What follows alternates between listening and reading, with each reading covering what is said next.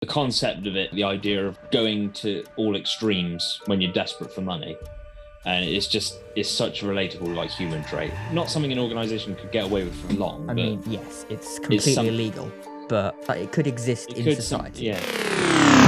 Hey guys, and welcome back to Fortune Theory for an unexpected bonus. We chose to do this because we know it's really blowing up everywhere at the moment.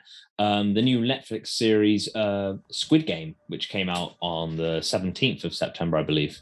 Yeah. But roughly, I can't remember. Roughly, yeah. But since then, it blew up a couple weeks later.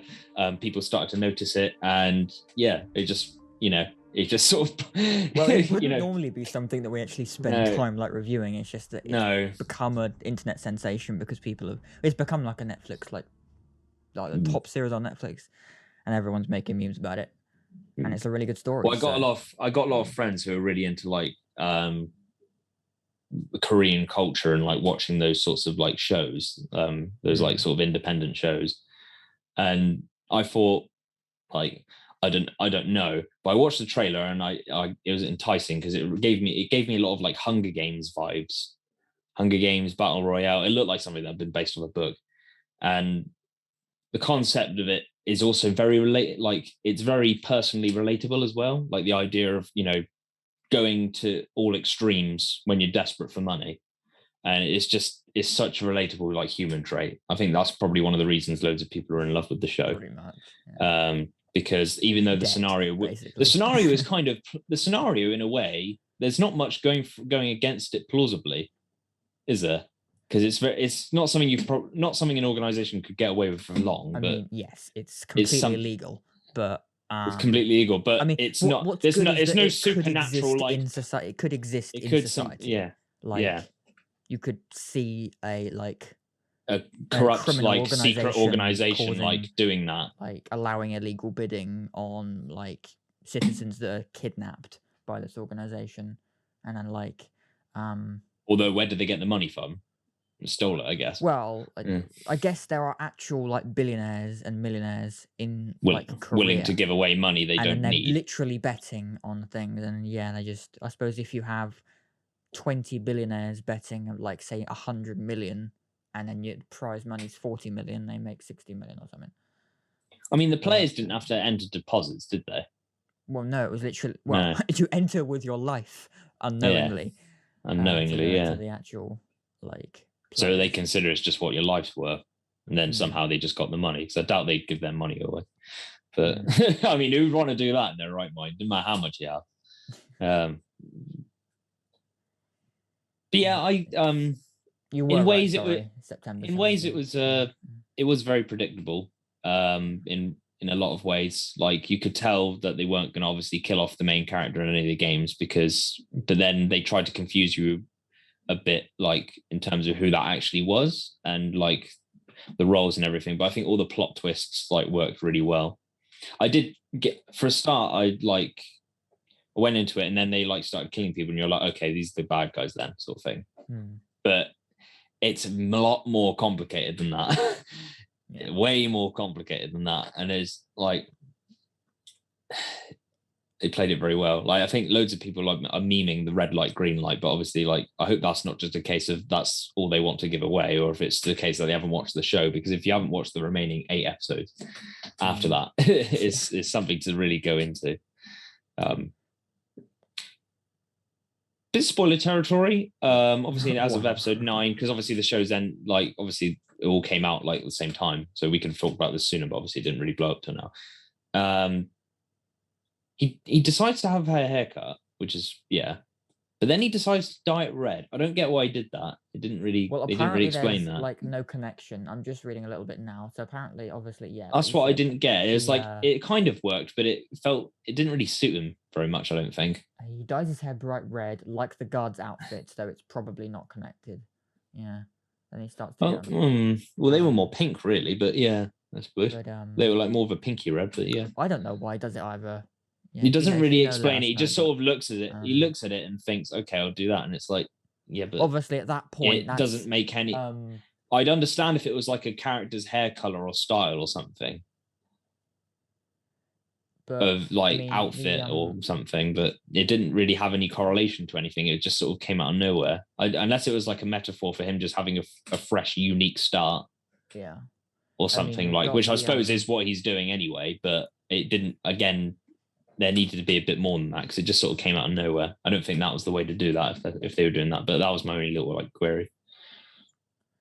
A lot of people died that didn't deserve it, but I guess that was kind of the point of the show.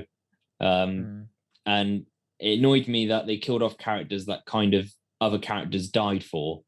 And it was like, you kind of died for nothing then, aren't you? But then I suppose the character I'm saying to in question is the character that the main female lead game player befriends during the fourth game, because they get personal and they're like, oh, one of us is going to die. Like, I kind of came here for nothing, and then like she ends up dying so the other one can live, and then like before the final game, she ends up dying as of an injury of something she acquired during the fifth game.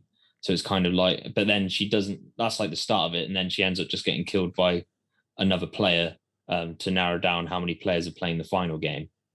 And it's just like, you could have lived. You didn't have to die. You've just made that other character's death worthless, and you've died yourself. And it was like, when you prolong a death, it kind of makes it a bit obvious that you're not going to kill that character, because if you did, it would just be like, well, why didn't you just do it there and then?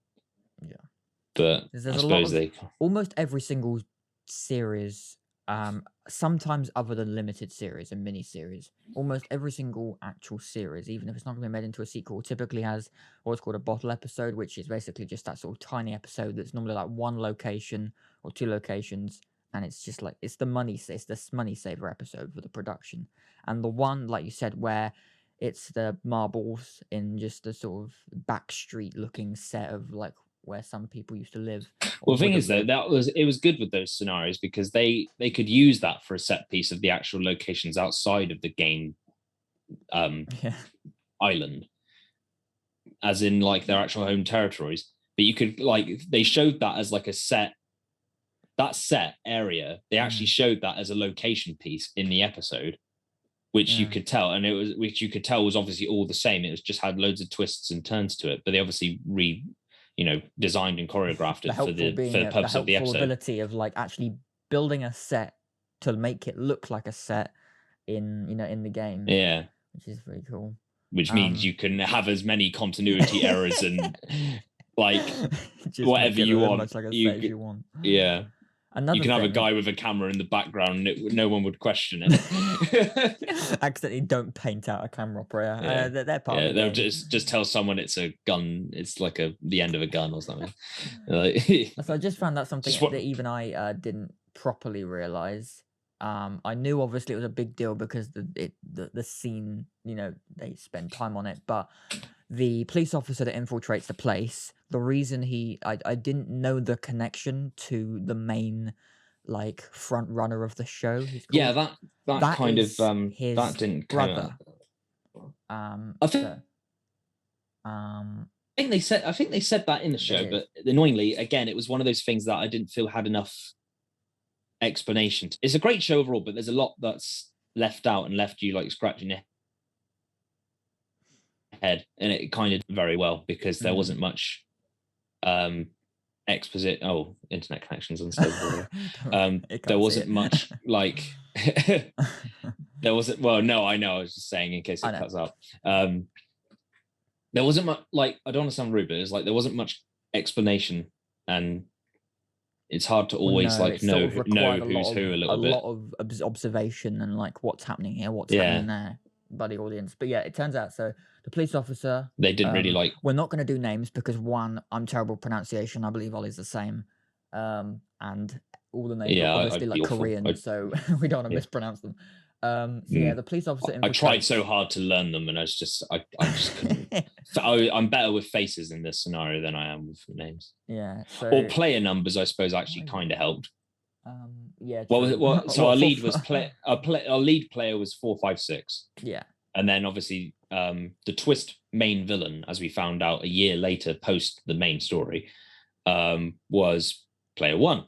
Yeah. Who was actually secretly the guy in charge of the whole organization who just wanted to feel young again and have fun. before he died of old age / brain tumor, which he was suffering from, and it was making him ill. And they pretended he was a player in the game so he could enjoy like 4 of the games. And, whenever they get people to do it to win the money, obviously he doesn't win. It's just for him. It's just a case of having fun. He doesn't care at the expense. No. Because he's old and obviously he's got the tumor. But I don't know. They don't really explain like what justifies the, his reasoning for having loads of people die because of it as a result. Well, it's what the game, I guess it's just a case justifiably explains as. Because how long can you survive with a tumor in your head? It depends on the severity of it. Like sometimes weeks, months, or years, depending on how severe it is. Because obviously he had it post a year before he actually passed away in the last episode. And I'm just thinking, so probably 18 months. Was that was him having the tumor and knowing he was dying the motive for creating the games? Well, not creating the scenario. The timing of that specific game, maybe, but there's been multiple games apparently. Yeah, I guess that.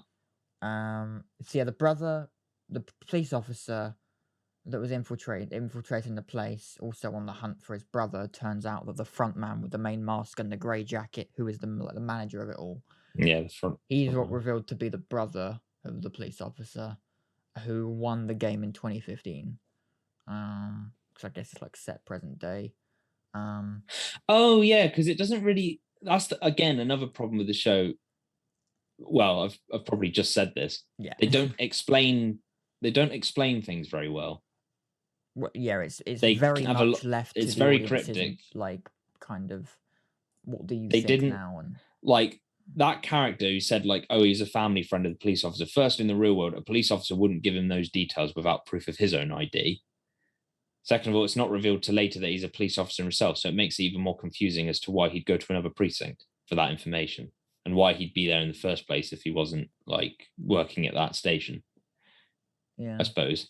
Again, it and then it's the whole idea that he's a relative, which obviously was a lie, and obviously those officers in that precinct would be able to find out that information that he's not a relative and he's just some stalker. For all they know, he could be some molester or something. You don't know with these things. Again, obviously, I get that this is a show, so it's fiction, but despite all my complaints, I did really like it, and I am looking forward to season 2 because there will be one. It ended really well. Yeah, it ended well. I'm looking forward to what they do next. Just if you don't, apparently the show got pitched in 2008. Yeah, by the writer. It's been This is the proof, people. And like Harry Potter, it don't got give up. Rejected for over 10 years before they finally commissioned it in about Harry Potter, 2018-19. J.K. Rowling, the creator of Squid Game. These are all. This is just life, real reality and proof. I was trying to get the real and life and reality, and real life proof that don't ever give up. Because otherwise you won't get your pitch, your story, or your idea. Whether it's a film or TV series or book, whatever it is, we're not getting motivational again, but it's just literal reality. This is proof. People always want, believe it when I see it, or believe this. So, what have you sent me now? Can I... No? I sent you anything. Oh, my phone buzzed as you laughed. Oh god, and as it dies. But yeah, it ends really well. If you haven't seen it, go watch it. But it basically ends. He's just dyed his hair, like we said. And he sees the same guy that was offering him so much money if he basically played slapsies and played. I don't know what the game is. What slapsies? It is slapsies. But when they were playing the game where they got to flip the card over by throwing the other one down. I don't know what the game is called. I can't think about it. Can't think of the name. Oh, I know what you mean. When they're in the subway. When they're in the subway doing that, yeah. I can't think of the name of the game. But he sees that with a new person. And then when he chases, he sees that same bloke. The fact that he recognised him though was a bit weird. But I suppose they got tabs on him, haven't they? Because when he does that phone call, at the very end of the last episode, well, he'll remember him really well. And the the front runners like get on that plane. So clearly they've kept tabs on him. Such an ending. Yeah. It's clearly, they know exactly what they're doing. But why are they keeping tabs on him? In case he's interested to do it again, or in case he goes to the cops? Because they want him to sort of live his. I'm not 100% sure. I guess we'll find out maybe in season 2 if they do it, which they probably will. Lots to figure out. Maybe there already is. If maybe we're not realizing a lot of stuff, let us know. But I do like how things aren't like just. There isn't just information thrown at you. It's not just like 2 characters talking about just exposition. It is like you have to come back and think about it once you've finished it, which I love. What? Oh, I look at you and it's just a fucking fuck off grin. Like, what is that? Oh, rope.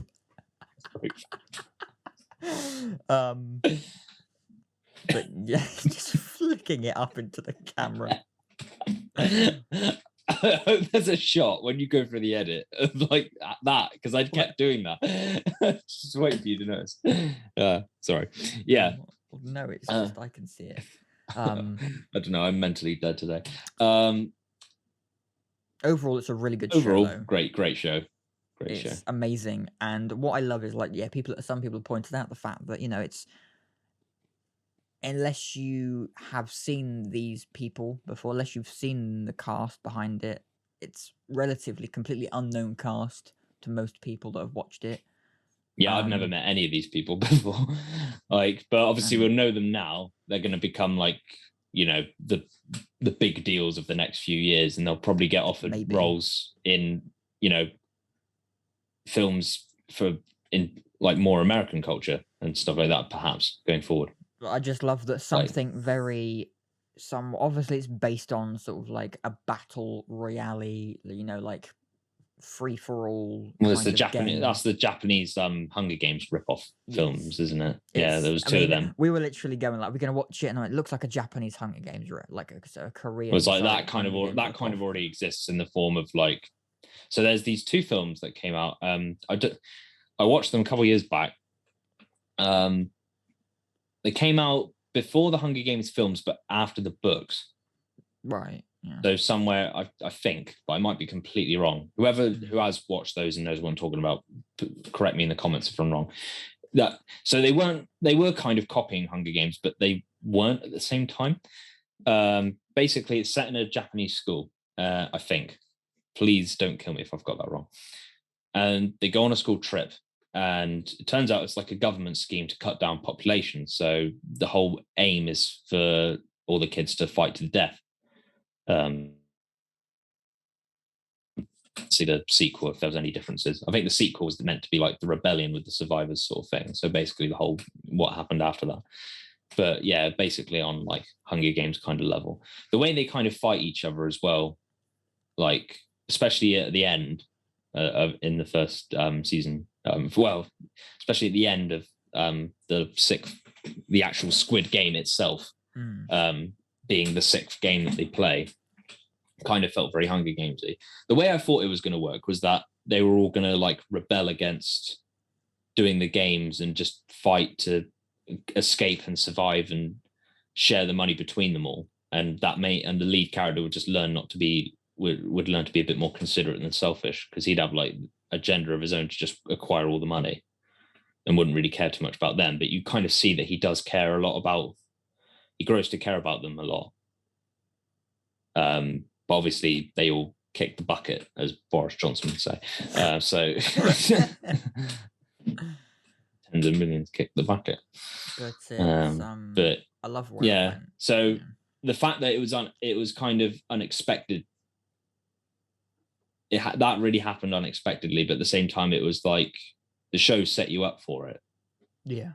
It's weird because it was expected, but it wasn't expected at the same time. It was like, that's one way they could have done it, but it was like, it's not really the way you wanted it to happen, but it didn't make it bad because it happened that way.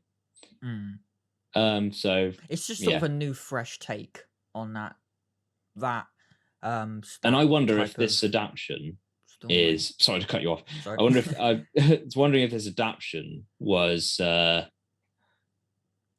you know, exactly how the writer originally intended it to be, because apparently he hadn't prepared plans for season 2. He had a few initial ideas, but he hadn't prepared plans for one. It doesn't need a sequel. No, not really. It kind of works as its own thing. Have one. It will have one because of its success now. It's been massively successful. Because it's not just like popular in just Korea or a couple of countries. It's now like the #1 show on Netflix with like almost no marketing, I think. Like all of a sudden it was just a Netflix Squid Game. Here you go. Which is quite a surprise for just a like Korean. It did have a trailer, but it was kind of overlooked, I think. But there wasn't much anticipation because it wasn't like there wasn't much but pre-marketing. This is why I don't like original stuff. This is why I only like pre-existent stuff that gets either readapted, adapted into something new, or better of all, has sequels. Because it's just easy to understand and it's easier. You already know who they are. Like if I was watching Disney Pixar, I'd be all over Toy Story 5 like it's, you know, a glass of water after a marathon. But like ice cold water Sahara Desert. But like if you tell me, okay, we're going to make an original film, it's good, you know, I don't know. Well, imagine if Incredibles didn't exist. Well, The Incredibles, you know, I'd be like, I don't know. I don't of like any original. Like, if I hadn't watched Onward and didn't think it was good, that would be what I wouldn't watch because it's just new. But it was good for though. You, not a good example. I know. Like, I'm trying to think of a good thing where you'd like. You'd probably then be asking the question, well, how do I get into the franchise that I'm already into? And it's just a case of, well, it's because it's what I knew. It's just what I did know. I had to know something to like something. So it's just a case of not settling, but just sticking with what you like. But I'm more optimistic now. And this show has definitely once again opened my eyes to the optimism of liking new original stuff. I mean, it's not. It's more just like a something that doesn't have the possibility of a sequel going into it, which is most things. But like, it's obviously everything now is considered has the consideration considered continuity worthy. Yeah. Well, you could just consider like the fact that there's more than one episode for a season. So there you go, multiple products within one product. I mean, basically every single kind of what a franchise is anyway. So yeah, just like, you know, if you want more, just look back over the other episodes. Like you don't need a substitute. There will be a season 2. I don't know if is the writer still alive. I'm assuming they are. I'm guessing that's how it got done in the end. Like I don't know. I haven't done much background search into it, but I know that I just know that the creator was all I know is that they created that the Chinese Lego companies like Zing. I can't pronounce the civil XINH is what, you know, Ing or In or maybe or in Zing or something like that. I don't know what it's called. Have made their bootleg Lego figures based off the front man, the gate. You remember? I remember the triangle, the circle, and the square. You were gonna make boot Lego, weren't you? Boot Lego, yeah. Brilliant branding. Yeah. Unofficial Lego. Well, it was gonna be my like online business, like selling Lego. Which is, to be honest, something I probably could do. I have enough of it, and I have enough repeats of things that I could probably do it. But loads of other places do it. You need, like, you know, and doing that is not really my thing. So the only benefit I get out of it is money and more storage. But for what? So yeah, exactly. But yeah. To wrap it up, Squid Game has been a really good series. We hope for season 2. It's been a great series. We're able to watch it, and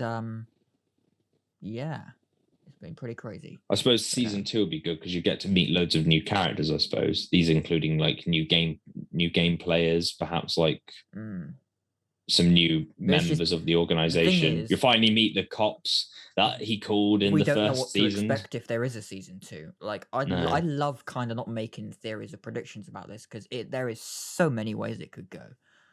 Like it had a what if kind of ending to it. It was all dark. Yeah, it was really. Yeah, it's just all like thing. Yeah, I love the unknowing. most people died. The only survivor was like the hero, like our main. Well, I wouldn't call him a hero, but like our main lead character, and like things don't work out for him because his family do move away, and he was going to go because he's got the money now. He can go visit them, but he's decided that because he's kind of got his own life now, so he's going to actually like avenge the deaths of all like 400 odd players, that 455 players that, well, 54 even, I think, actually now, because you're not counting player one, who died because of the games. And bring down the organization and stop people from going there because they'll die. Because you would never want anyone to go there because 454 of them are not going to survive. Who knows what they could do? But we'll see what happens if there is a season 2. We'll see you on Friday for Venom 2. And we do apologize that Spider-Man No Way Home trailer 2 did not come out today. Were you hoping? Because I was hoping that we would get it soon, because it has been about nearly 2 months since Let me see if in the time of recording this we've got one. We would have had one to Spider-Man No Way Home. Well, apparently we're meant to be getting something tomorrow because Jamie Foxx is going to be on Jimmy Fallon. So as of recording this video, it's Wednesday the 13th of October. So it's been about 10 to 11 days time. It would have been about exactly 2 months since we got our first trailer. And I know obviously we're still 2 months and 4 days away from our from the actual film coming out. But yeah, we're when we have it, we'll see it and probably react. We'll just talk about it, maybe react to it, not sure, but either way, Friday is Venom, so get excited, boy. This one's pumped for it. So there we go. But we'll see you on Friday for Venom Let There Be Carnage. Catch you then. And the circus film. Oh yeah. Yeah, I didn't expect that. Did he direct the first one? I think so. I'm not sure. Because they kept that quiet. If he did. Well, I didn't know. Things. I knew he was like. I knew he did like work behind scenes in films, but I didn't realize he was like director. I thought he was like a producer or something. A crazy, lovely surprises you get like that. We'll find out more on Friday. I can send you my Spotify list if you like. Venom. Oh God. Right. Baby, don't hurt me. Don't hurt me. No. Yeah. Eucelius Claw. You see it? Whatever his name is. Oh my God. Stupid name. Eucelius Claw or whatever. Right. Some shit like that. Yeah. See you Friday, people. He was more tolerable in Age of Ultron. Wouldn't want me playing bargain bingo with you, my friend. I'm gonna go to hell. I think. Pop-Tarts. You still recording?